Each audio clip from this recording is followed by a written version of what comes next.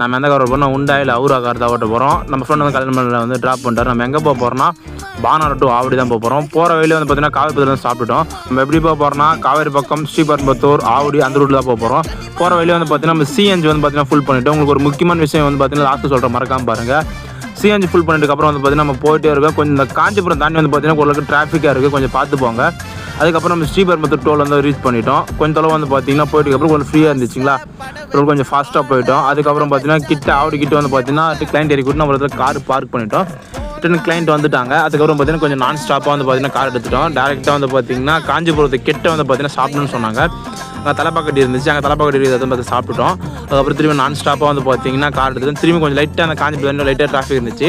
அப்புறம் வந்து பார்த்தீங்கன்னா போகிற வழியில் பழம்லாம் வாங்கினாங்க, சாப்பிட்டுட்டு நான் ஸ்டாப்பாக ஓடின்னு வந்து வீட்டுக்கு வந்து சேர்ந்துட்டோம்.